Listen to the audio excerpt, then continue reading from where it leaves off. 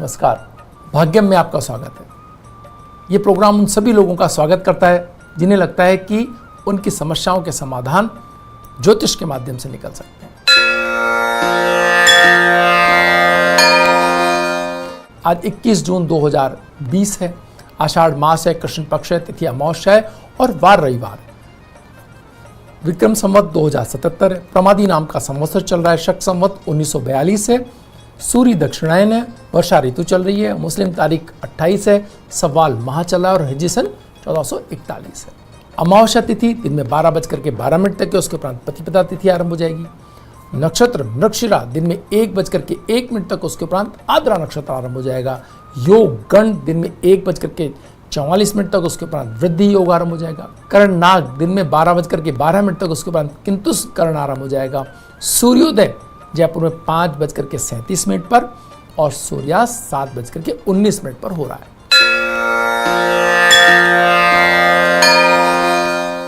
ग्रहों का गोचर मंडल देखें तो सूर्य मिथुन राशि में, मंगल मीन राशि में, बुध मिथुन राशि में, बृहस्पति मकर राशि में, शुक्र वृष राशि में, शनि मकर राशि में, राहु मिथुन राशि में, केतु धनु राशि में, चंद्रमा मिथुन राशि में भ्रमण कर रहे हैं।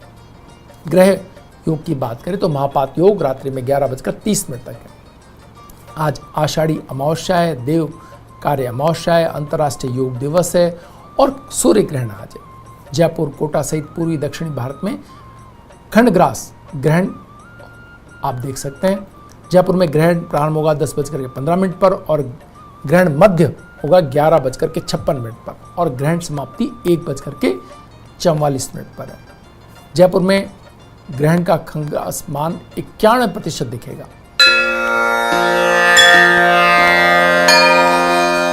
बात करते हैं राहु काल की। आज राहु काल 4:30 से 6 बजे तक है। राहु काल में जो लोग शुभ कार्य प्रारंभ नहीं करते हैं और उनके लिए टाला जाना भी संभव ना हो तो मिष्ठान का सेवन करके आप कार्य प्रारंभ करें, इससे राहु काल के दुष्प्रभाव में कमी आएगी।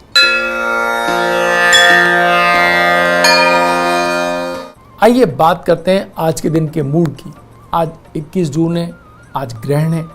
बहुत दिन से हम इस तारीख की बात करते आ रहे हैं कि 21 जून को एक ऐसी स्थिति आएगी जब ग्रहण होगा, और जो पिछले दिसंबर में जो ग्रहण था, सूर्य ग्रहण, उससे हम इसे रिलेट करके देख रहे थे कि वहाँ से जो कोरोना का प्रभाव है, कोरोना वायरस का, वो उस ग्रहण से जोड़ करके देख रहे थे कि वो उससे बढ़ा। उसके कारण 15 दिन पहले दिसंबर के अंदर जो ग्रहण आया था 9 दिसंबर 8 दिसंबर का, वहाँ से 23 दिसंबर तक के बीच की स्थितियाँ और उसके बाद से अब 6 महीने गुजर जाने के बाद की स्थितियों की अगर हम गणना करें तो कोरोना ने कितना प्रभाव बढ़ाया ये हम सब ने देखा।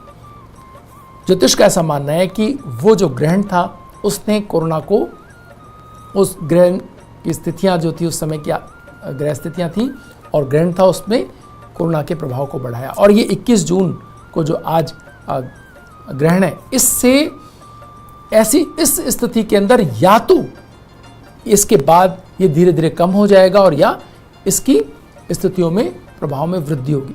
ये क्या स्थिति होने वाली है ये हम अगले कुछ दिनों के अंदर आज के ग्रहण के बाद देखेंगे कि इसने उसमें रूप में परिवर्तन निश्चित रूप से आएगा कि उस कोरोना का जो वायरस है उसकी शक्ति या तो क्षीण हो जाएगी या वो अपना रूप बदल करके अन्य तरीके से वो फैलाव पाने में कामयाब होगा और ज़्यादा ताकतवर हो जाएगा। तो ये दोनों स्थितियों में से एक स्थिति उस कोरोना वायरस की निश्चित रूप से होने वाली है।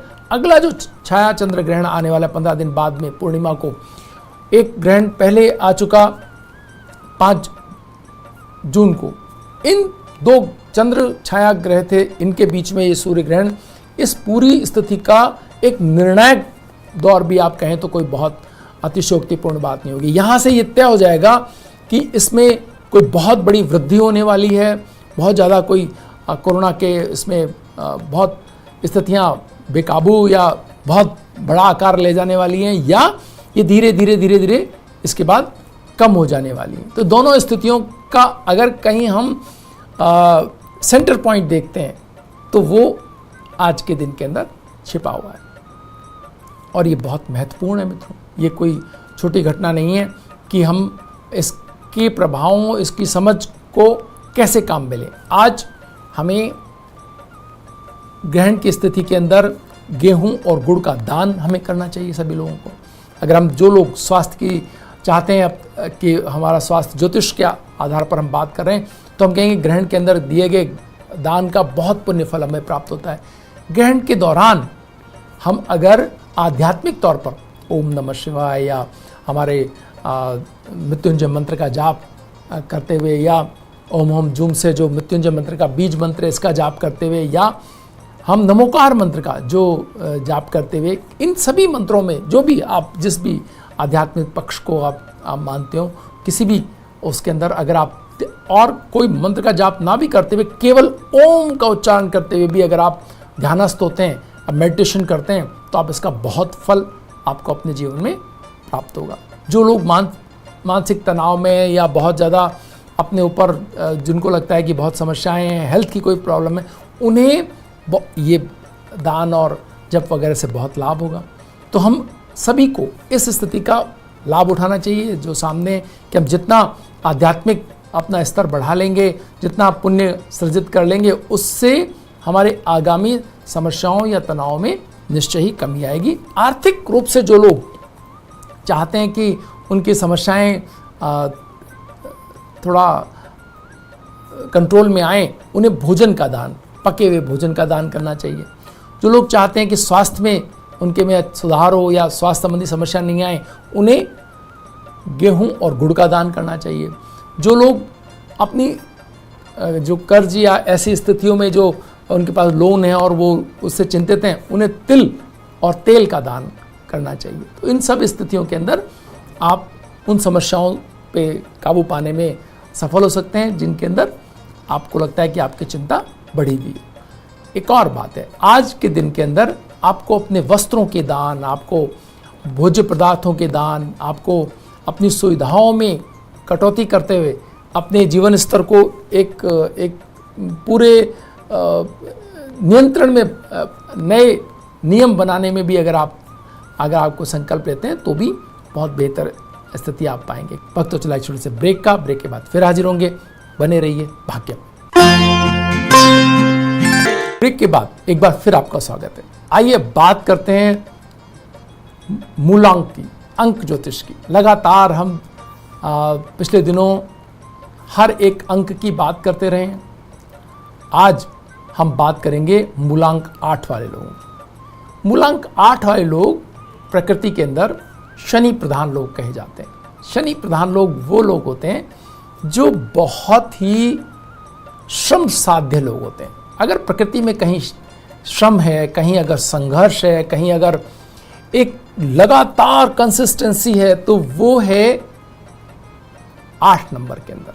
8 नंबर जहां भी आप देखें तो आप समझ जाएं कि अगर ये व्यक्ति या जल्दी से संघर्ष में पड़ेगा नहीं, और संघर्ष में पड़ गया तो फिर अपनी संपूर्णता के साथ उसके अंदर लगेगा, जल्दी से पीछे भी नहीं हटेगा। तो आप जो देखते हैं कि लोग एक ही व्यवसाय, एक ही कार्य के अंदर पूरे जीवन भर लगे रहते हैं, वो लोग नंबर 8 से आते हैं। वो लोग जो पूरे जिंदगी एक शब्द के ऊपर टिक करके पूरा जीवन गुजार देते हैं, एक प्रेम, एक व्यक्ति, एक कुछ कम मित्र, कुछ सेट व्यवसाय, तो ये सब शनि का ही कहीं ना कहीं प्रभाव इसके अंदर दिखाई देता है। इनकी सफलता थोड़ी देर से शुरू होती है, क्योंकि ये जीवन को समझने या लोगों को पूरी व्यावसायिकता में पढ़ने में थोड़ा इनको समय लग जाता है। तो हो सकता है कि किसी के सहयोग, किसी के साथ किसी एक कार्य को करते हो तो बहुत तेजी से आगे निकल जाएं। राजनीति के क्षेत्र में, टेक्नोलॉजी के क्षेत्र में, जहां मशीनें हैं, जहां व्यवसाय के अंदर कुछ परिश्रम हो रहा है, बहुत सारे लोग एक साथ काम कर रहे हैं, तो वो किसी भी श्रेणी में, मजदूर से लेकर के मालिक तक ये व्यक्ति हो सकते हैं। और निरंतरता जहां पर है, प्रोग्रेस जहां पर है, कुछ ना कुछ घट रहा है जहां पर, वहां ये शनि प्रधान लोग, 8 नंबर वाले लोग आपको कार्य करते हुए मिल जाएंगे और सफलता पाते हुए मिल जाएंगे, धन बनाते हुए मिल जाएंगे। एक धन तय स्थितियों से इनके पास आ रहा है, तो आप कोई कमी इनके पास धन की नहीं हो सकता है। प्रकृति में सर्वाधिक धनवान व्यक्तियों की श्रेणी में भी यही लोग देखे गए, क्योंकि एक पैटर्न ये खोज लेते हैं, पहले उस पैटर्न पर काम करते हैं और उस पैटर्न पर लोगों को जोड़ते हुए बहुत ऊंचाइयों तक भी जाते दिखे गए। जब इनके 8 नंबर 8 मूलांक के साथ भाग्यांक अगर 3 मिल जाए, 1 मिल जाए या 6 मिल जाए, तो फिर ये इनका श्रम साध्यता और भाग्यांक का भाग्य का सहयोग अगर हो जाता है तो फिर ये बहुत सफल व्यक्ति। देखिए जन्मकालीन स्थितियों में बृहस्पति कहीं, शुक्र कहीं इनको सपोर्ट कर रहा हो, तो बहुत बड़े बहुत इनके संघर्ष को एक तरह से कहें तो सफलता का सहयोग मिल जाता है। तो संघर्ष तो हर स्थिति में ये करते हुए दिखाई देंगे, लेकिन उस संघर्ष को अगर कोई ऐसा संयोग, ऐसी कोई स्थिति मिल गई जिसके अंदर दूसरे लोग भी समर्थन कर रहे हैं, तो फिर बहुत ऊंचाई तक जाते हैं। इन्हें चाहिए कि ये वो उन लोगों को तलाश लें जो स्वप्न दृष्टा हैं, जो काल्पनिक तौर पर कार्य कर रहे हैं। तो वो काल्पनिक तौर पर कार्य करके उनके कार्यों को जो श्रम चाहिए, जो व्यवस्था चाहिए, वो अगर ये दे देते हैं तो एक काल्पनिक तौर पर कार्य करने वाला व्यक्ति और एक संघर्ष करने वाला व्यक्ति दोनों साथ हो जाएंगे, तो एक सफलतम जोड़ी ये कह सकते हैं हम इसको। क्योंकि और दोनों एक दूसरे पे भरोसा रखें लंबे समय तक, तो फिर आप इस जोड़ी का कोई मुकाबला नहीं है। एक ऐसा व्यक्ति जो लगातार चीज़ों की संरचना काल्पनिक तौर पर करता है, जिसे बहुत दूर तक दिख रहा है, वो व्यक्ति अगर 8 नंबर वाले के साथ जुड़ गया, जिसके पास संघर्ष करने की क्षमता है लेकिन उसको उस मार्केटिंग नहीं आती अपने कामों की, तो एक मार्केटिंग करने वाला व्यक्ति जब भी सही व्यक्ति इनको मिल जाता है तो निर्माण तो कुछ भी कर सकते हैं, बेचने वाला चाहिए इनको। तो अगर इनमें खुद में ये अपनी ये दक्षता हासिल कर लें तो फिर तो कोई मुकाबला ही नहीं। और अगर इनको कोई व्यक्ति मिल जाता है, टीम बन जाती है, तब भी कोई स्थिति नहीं। अगर इनकी शिक्षा की बात की जाए तो 8 अंक वाले व्यक्ति प्राय अच्छी शिक्षा प्राप्त करते हैं, क्योंकि ये लगे रहते हैं बुक्स के पीछे। जब एक बार शुरू हो जाते हैं तो फिर उसको प्राप्त करने की पूरी कोशिश करते हैं, पूरी शिद्दत से लगे रहते हैं। हालांकि कोई ऐसा नहीं है कि इसलिए कर रहे हैं इस बात को कि कोई इनको बहुत उसमें दक्षता हासिल करनी, लेकिन इसलिए भी कि ये जब एक काम है तो उसको पूरा अच्छे से करते हैं, तो इसलिए वो शिक्षा जब कर ले रहे हैं तो फिर ढंग से प्रयत्न करते हुए दिखाई। अगर शिक्षक ने इनके ने कहा है कि ये काम सो पूरा होना चाहिए तो पूरा करके लेके आके आपको दिखाएंगे, तो इसलिए शिक्षा के क्षेत्र में ये कार्य करते हैं। लेकिन इनका जीवन, प्रारंभिक जीवन थोड़ा संघर्ष वाला होता है, तो वहाँ भी एक थोड़ी समस्या रहती है।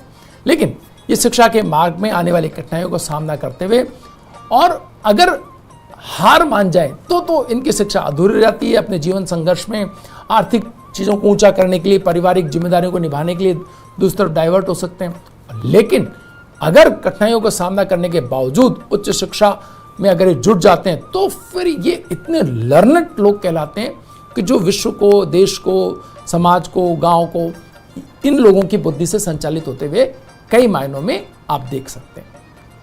साथ ही साथ ये शिक्षा पाने के बाद रुकते नहीं, और गहरी शिक्षा और उसके अन्यतम जो स्थितियां उनको पाने के लिए भी कोशिश करते हैं।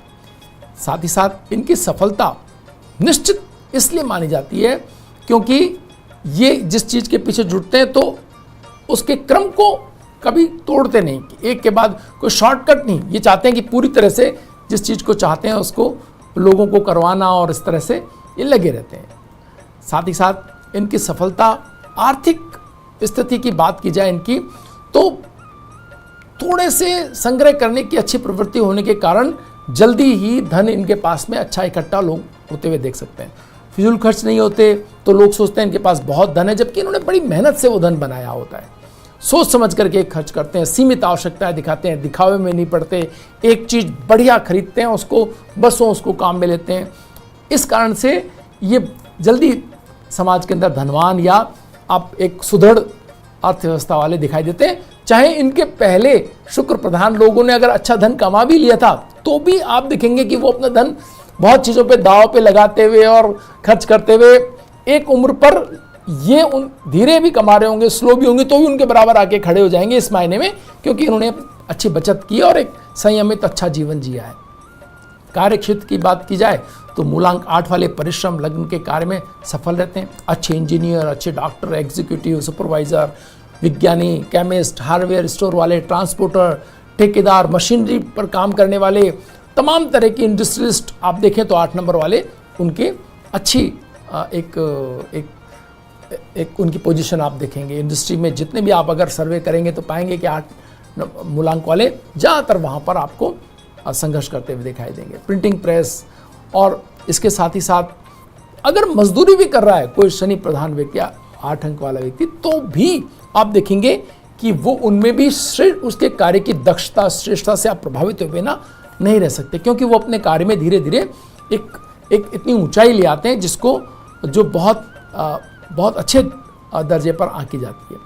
ये व्यक्ति अक्सर सभी काम कर लेते हैं, जैसे निर्देश देना, प्रबंधन करना, याद नियंत्रण करना, निगरानी करना, और किसी स्तर पर आप देखेंगे अगर इनको किसी चीज़ की अगर आप जिम्मेदारी देते हैं कि सिक्योरिटी वगैरह की, तो ऐसी सिक्योरिटी की पॉलिसी बनाने में सक्षम हो सकते हैं जिसमें से कोई अंदर प्रवेश ना कर सके, क्योंकि सभी पहलुओं पर बारीकी से बारीक निगाह अगर कोई रखते हैं तो वो शनि प्रधान लोग रखते हैं और हटते नहीं हैं, डटे रहते हैं। तो इस तरह से सार्वजनिक निर्माण विभाग, real estate, property dealing, printing press, electronic media, publishing house, commerce, travel, खुफिया विभाग, पॉलिटिक्स, ये सभी इंडस्ट्रीज और संगठन के अंदर जो लगातार किसी संगठन को ताकतवर बनाने वाले लोग होते हैं वो शनि प्रधान लोग होते हैं। वो दूर तक सोच के लंबी अवधि के लिए कार्य करने वाले लोग होते हैं।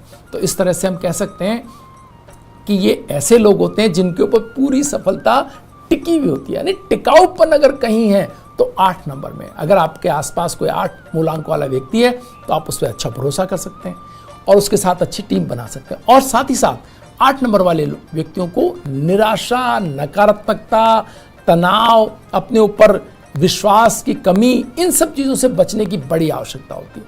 जितना वो अपने ऊपर भरोसा करेंगे, जितना अच्छे तरीके से एक टीम बना करके आगे बढ़ेंगे, दूसरों पर भी भरोसा करेंगे, उतनी ही बड़ी उनकी सफलता होती चली जाएगी। जन्मकालीन स्थितियों के अकॉर्डिंग अगर कहीं दाएं बाएं है भी तो भी उनको अपने इन प्रवृत्तियों को थोड़ा बढ़ाने की आवश्यकता रहती है। वक्त तो चला एक छोटे से ब्रेक का। ब्रेक के बाद फिर हाजिर होंगे, बने रहिए भाग्य।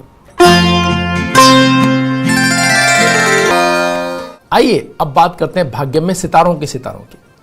इस कड़ी में आज हमारे पास कुंडली है बिपाशा बसु की। बिपाशा बसु एक भारतीय फिल्मी अभिनेत्री और मॉडल है। इन्हें फिल्म फेयर के 6 नामांकन और 1 पुरस्कार मिला हुआ है। इनका जन्म 7 जनवरी को दिल्ली में हुआ और ये कोलकाता में पली बढ़ी। इन्होंने 1996 में सुपर मॉडल का कॉन्टेस्ट जीता और बाद में फैशन मॉडल के रूप में अपना करियर आगे बढ़ाया। इन्हें बाद में फिल्म इंडस्ट्री में काम करना शुरू किया और अपने नकारात्मक किरदार के कारण कई फिल्मों में काम किया। अजनबी फिल्म में एक ऐसी ही नकारात्मक भूमिका के लिए इन्हें फिल्म फेयर पुरस्कार भी मिला। इनकी पहली मुख्य भूमिका वाली फिल्म राज थी, जो कि साल 2002 में ब्लॉकबस्टर साबित हुई और इसके कारण इनका सर्वश्रेष्ठ अभिनेत्री हेतु फिल्म फेयर पुरस्कार के लिए नामांकन भी हुआ।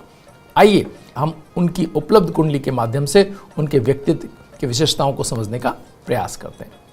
इनकी मीन लग्न की कुंडली और लग्नेश बृहस्पति उच्च के होकर के पंचम स्थान के अंदर बैठे। जब कभी भी जिस भी कुंडली के अंदर लग्नेश उच्च के हो जाएं, कोई भी लग्नेश हो चाहे वो अगर उच्च के होकर के अपने लग्न को देख रहे हो, तो आप यकीन माने कि चाहे जितनी भी साधारण स्थितियों के अंदर उस व्यक्ति का जन्म हुआ हो, उसे अपने जिस भी क्रम के अंदर वो मेहनत कर रहे हैं उसकी उच्चता हासिल होना तय बात है। आपकी मेहनत जिस क्षेत्र में होगी, आपकी लग्न, आपके सीखने की इच्छा जिस भी कार्य के अंदर लगेगी, आप उसको बहुत जल्दी सीख पाएंगे और बहुत तेजी से आपको उसमें सफलता मिलती चली जाएगी। ये कुंडली उसका अपरिमित उदाहरण है।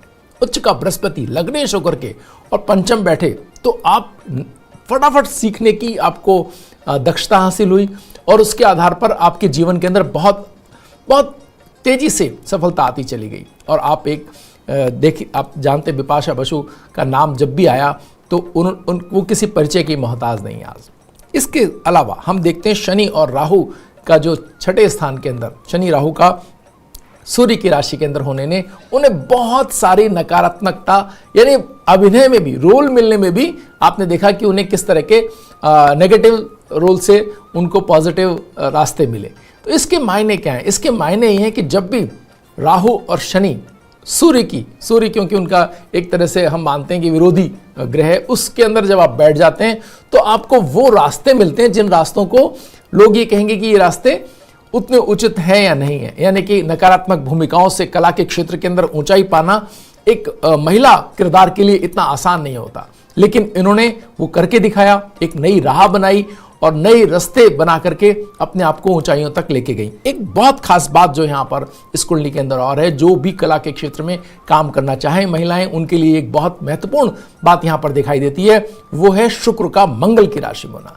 जब भी शुक्र मंगल की राशि में हो किसी भी महिला की कुंडली में, किसी भी ऐसी बच्ची कुंडली में जो अपने तौर पर राह बनाना चाहे, आप देखेंगे कि उनको संसाधन मिलते चले जाते हैं, उनकी हिम्मत बिल्कुल कम नहीं होती और उनके अंदर एक दृढ़ता होती है, एक अलग प्रकार का उनके चेहरे के ऊपर एक भाव होता है कि उन्हें हर हाल में जीत चाहिए, हर हाल में वो सफल होकर रहेंगे, उन्हें कोई रोक नहीं सकता। वो किसी भी बाधा को चुनौती के तौर पर लेते हैं, न कि निराशा के तौर पर। कभी भी बाधा आई इनके जीवन में, इन्होंने हमेशा उसको पार किया, ऐसा इनका जीवन रहा। जब कभी भी किसी भी व्यक्ति ने, किसी भी चीज़ ने इनको एक तरह से साइडलाइन करने की कोशिश की, इन्होंने वो कभी स्वीकार नहीं किया।